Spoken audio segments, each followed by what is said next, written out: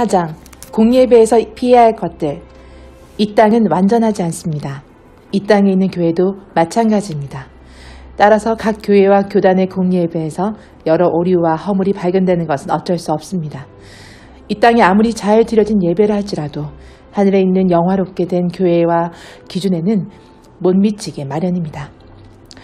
이 땅에 살아가는 그리스도인들의 예배는 물론 그들이 가진 믿음과 소망과 삶 역시 온갖 불완전한 것들로 가득합니다. 그렇기 때문에 예배나 교회에서 발견되는 작은 허물을 핑계로 계속해서 이 교회, 저 교회로 옮겨 다니는 것은 정말 어리석은 일입니다. 그렇다고 하면 오늘날 교회에서 진행되는 많은 일들은 상당히 심각한 우려를 자아내기에 충분하다는 사실을 말하지 않을 수 없습니다. 이런 문제들에 대해 우리는 항상 경계를 늦추지 말아야 합니다. 어떤 식으로든 우리 영혼이 해를 입지 않도록 애써야 합니다.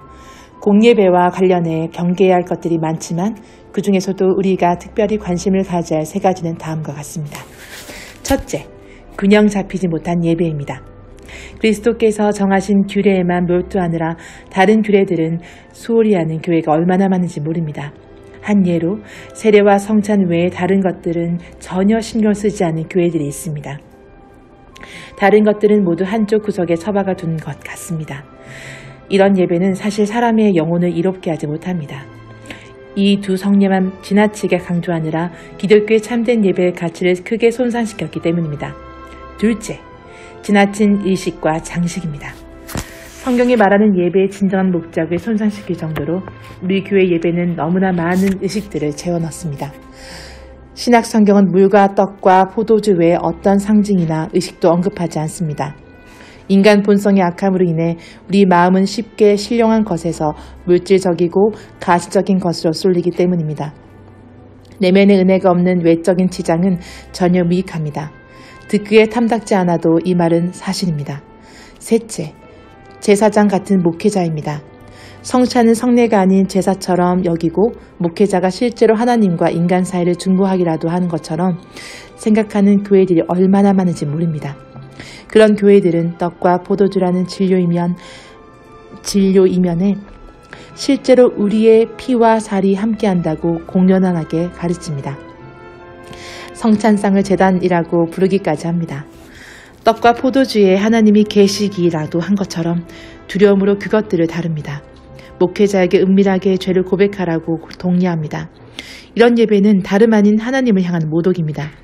십자가에서 치른 그리스도의 희생은 어떤 식으로든 반복될 수 없기 때문입니다. 그리스도께서는 중보자로서의 제사장직을 어떤 인간에게도 나누어 주신 적이 없습니다. 신약 성경 어디를 봐도 사도들이 제사를 드리고 개인의 죄 고백을 들어주고 죄를 사해주는 사제로 행세한 기록을 찾아볼 수가 없습니다. 이런 사실로만으로도 미사와 죄 고백과 제사주의 등은 마땅히 경계합니다. 지금까지 살펴본 것처럼 이런 예배는 하나님께서 받으실 만한 것이 전혀 아닙니다. 똑똑한 사람들은 온갖 수사를 동원해 이런 예배를 정당화하려고 할 것입니다. 사람들의 눈과 귀에는 이런 예배가 매력적으로 다가갈 수 있습니다.